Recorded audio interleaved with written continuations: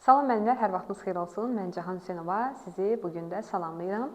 Bugün mən sizə inteqrasiya haqqında kiçik bir qeydlər diqqətinizə çatdırmaq istəyirəm. Müəllimlər, inteqrasiya bilirsiniz ki, həm bizim didaktik prinsiplərimizdən inteqrativlik didaktik prinsipimiz var, həm də alt standartın funksiyası olan inteqrativlik funksiyası var. Nədir inteqrasiya? İnteqrasiya təlim məzmununun komponentlərinin əlaqələndirilməsidir. Bəs nəyə görə biz inteqrativlikdən, inteqrasiya imkanlarından istifadə edirik?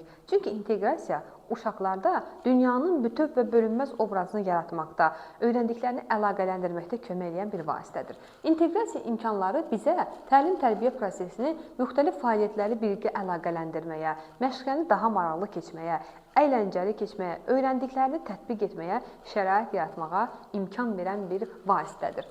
Əgər mən inteqrasiyanı istifadə edirəmsə, mənə uşaqları fəaliyyətlərini müxtəlif alt standartlarla əlaqələndirməyə, əyləncəli keçməyə, öyrətdiyimizi daha ətraflı tətbiq etməyə, eyni zamanda bir mövzuya müxtəlif baxış aspektləri formalaşdırmağa, eyni zamanda səmərəli təlim mühitini təşkil etməyə kömək edir inteqrasiya imkanları. Gəlin inteqrasiyanın növlərindən də sizə bir məlumat verib.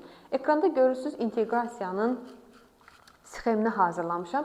Deməli, məktəbəqədər təhsildə inteqrasiyanın cəmi iki növündən istifadə edirik. Bu alır inkişaf sahəsi daxili və inkişaf sahələri arasında olan inteqrasiya. Bizim bildiyimiz dildə inkişaf sahəsi daxilində olan inteqrasiya şaquli, inkişaf sahələri arasında olan inteqrasiya isə üfüqi inteqrasiyadır. Burada gördüyünüz cədvəldə inkişaf sahələri arası və inkişaf sahəsi daxili inteqrasiyanı standartlar şəklində xüsusi olaraq qeyd etmişəm. Deməli, şaquli inteqrasiya zamanı tərbiyəçi bir inkişaf sahəsinin daxilində olan alt standartları bir-biri ilə əlaqələndirir. Bu zaman nümunə olaraq göstərsək, izahlarda da qeyd etmişdim. Misal üçün, ətraf aləmlə tanışlıq məşğələsində mən uşaqlara müəyyən say bacarıqlarını da xatırladıram. Hansısa bir əşyaların sayılmasında, oradakı obyektlərin sayılmasında əlaqələndirirəm. Deməli, mən idraki inkişaf sahəsində olan 2-1 əsas standartını 2-3 əsas standartı ilə inteqrasiya edərək şaquli inteqrasiya imkanlarından istifadə etdim. Cümlə olaraq deyirik ki, müxtəlif yaş qrupları və deməli məzmun standartları arasında olan inteqrasiyamız olur şaquli inteqrasiya. Üfüqi inteqrasiya isə müəllimlər zamanı tərbiyəçi müəllim inkişaf sahələri müxtəlif olan inteqrasiya imkanlarından istifadə edir. Buna nümunə olaraq fiziki mədəniyyət məşğələsində idman hərəkətlərini musiqi sədaları altında verilməsini nümunə göstərə bilərik.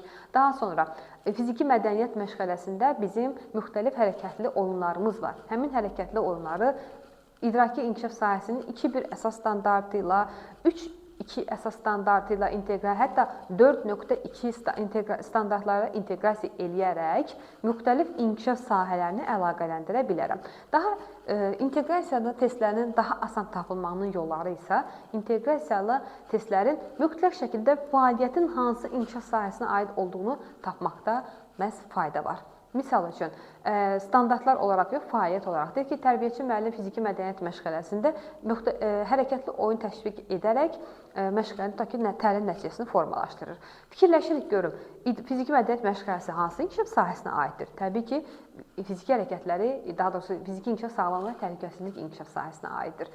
Bəs oyun varsa, əlbəttə, oyun varsa, heç bir halda da oyun varsa, mütləq şəkildə orada qaydalar var. Uşaqlar əgər qaydalara tabe olursa, qaydalarla razılaşırlarsa, mütləq şəkildə sosial-emosional inkişaf sahəsinin əsas standartı, sosial həyatla bağlı bacarıq və biliklər nümayiş etdirir. Əsas standartına mütləq şəkildə müraciət etmişəm. Bir qayda varsa, mütləq şəkildə, daha doğrusu oyun varsa, orada mütləq qayda var, qayda varsa, mütləq sosial-emosional inkişaf sahəsidir. Mütləq şəkildə cümlədəki fəaliyyətləri inkişaf sahələrinə əlaqələndirdikdən sonra bizə lazım olan inteqrasiyanın növünü asanlıqla tapırıq. Şaquli inteqrasiyada deməli, eyni inkişaf sahəsi olacaqdır.